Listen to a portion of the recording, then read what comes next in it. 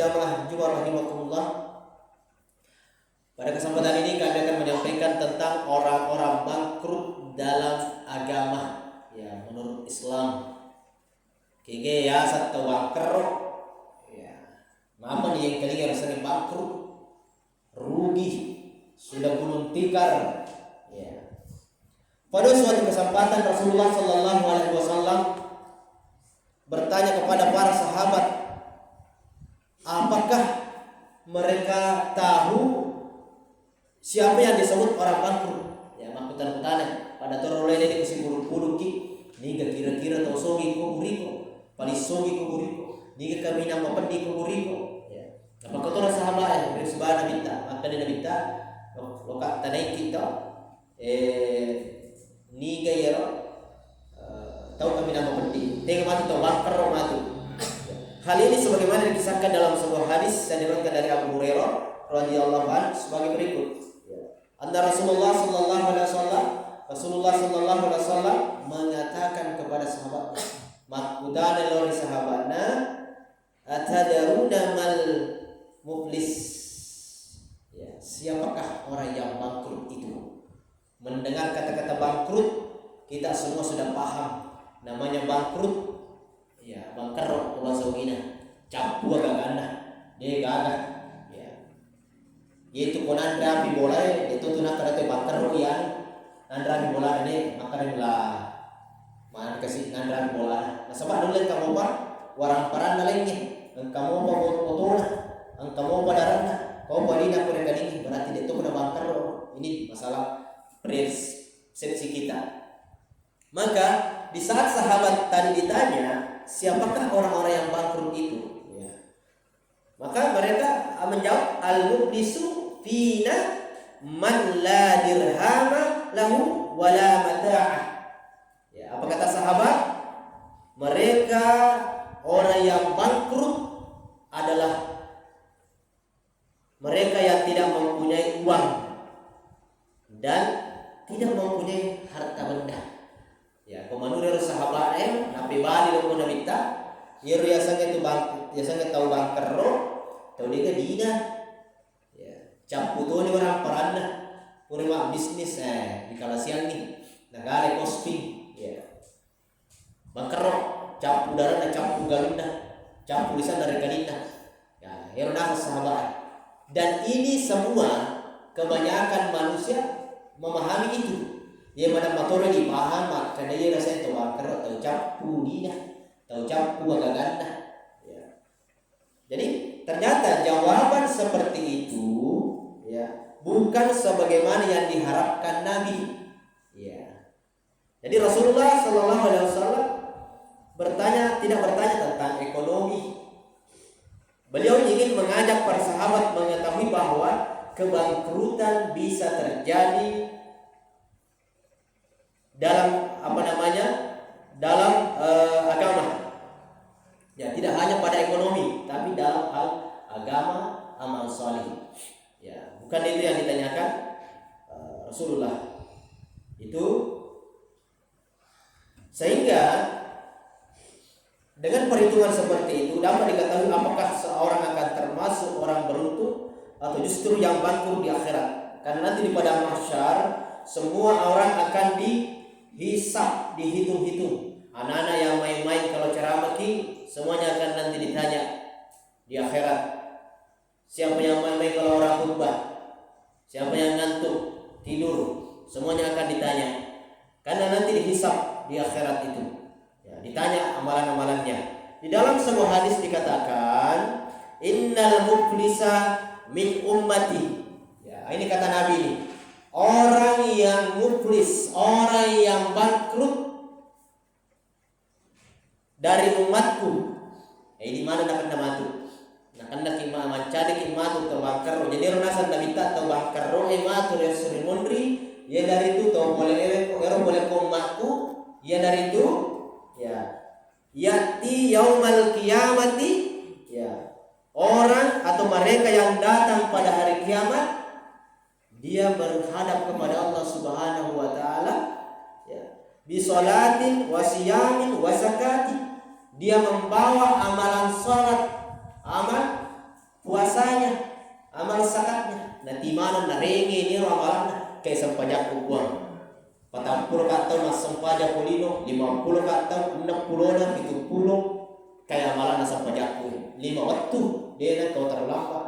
Ya. Ang katong na labor ay magkada patu-patu jumami bawah kay. Na terima ni buang Allah Ta'ala. Na tini koro yoro na buang Allah Ta'ala.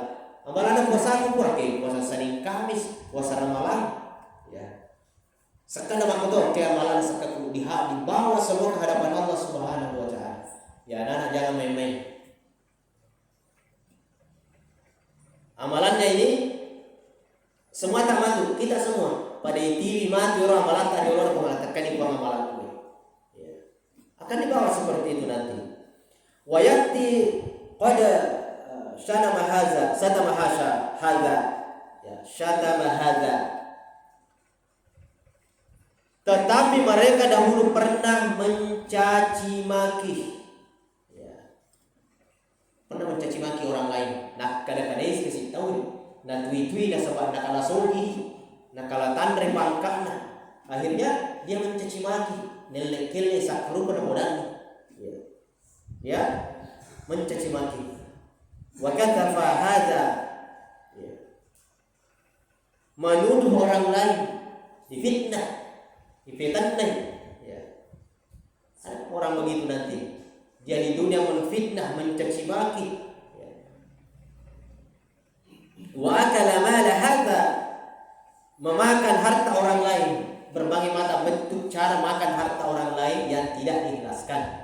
Mencuri, merampok, menipu, napal geser perbatasan negara napa angka si pokor durian. Akhirnya mengenali buana durian, buana cengkeh.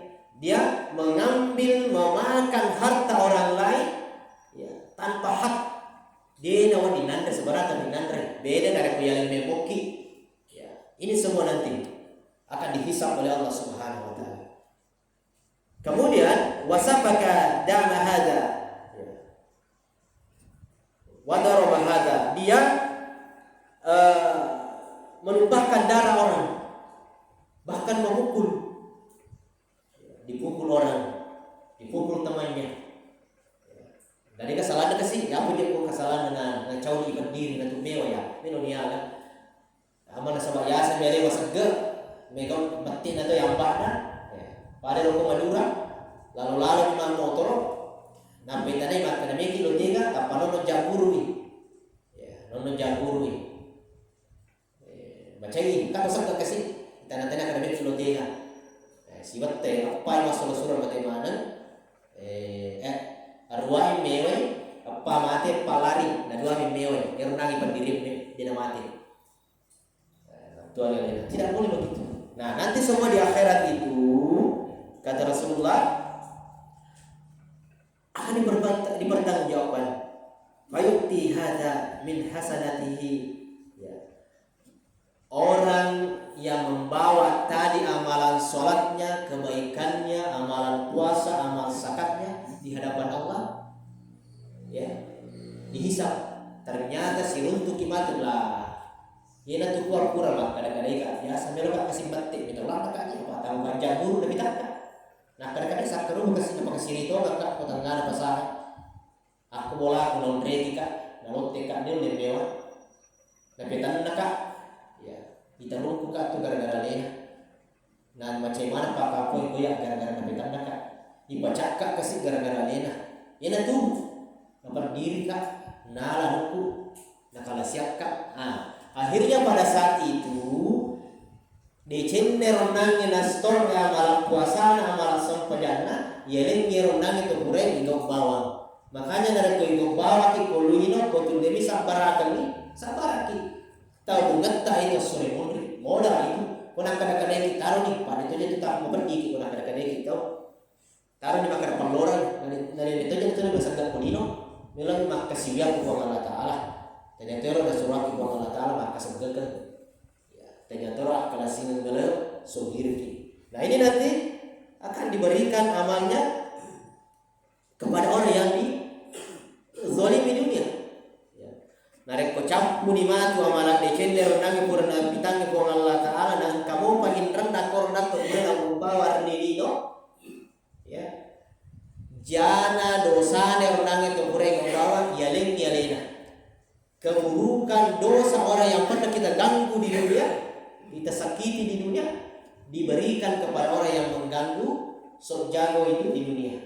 Maka inilah yang dikatakan orang-orang yang bangkrut, dan dia akan dilemparkan ke dalam khotayahum fatirul hasad alaihi summa turiha finnar. Maka dia akan dimasukkan ke dalam neraka. Nauzubillahi min dzalik. Luar biasa. Ini dia dikatakan bangkrut. Silakan ki mahkamah kulino, dia le mana ge kuburia kadang-kadang, atau boleh kalasian, atau boleh balai. Ya, semua akan dipertanggungjawabkan, tidak ada yang lolos. Itu maksud Nabi orang yang bangkrut. Makanya jadi setiap orang dari umat Rasulullah SAW mendapatkan pahala dan ibadah-ibadah yang mereka lakukan semasa hidupnya seperti sholat, puasa dan zakat. Namun pahala-pahala yang didapat dari ibadah-ibadah wajib itu akan dikonfrontir dengan dosa-dosa sosialnya akibat berbuat zalim kepada sesama manusia. Angka satu dia hatu dari gagak ke batu saketa pahala tak tu, tapi nareko asorimun dimatu ya kamajaran ni indra. Makanya lebih baik boleh tu melo dampak memang aja tak dampak mana kasih dosaku. Namun masa gak gitu icau tu ada daripada kau asorimun dah tutup.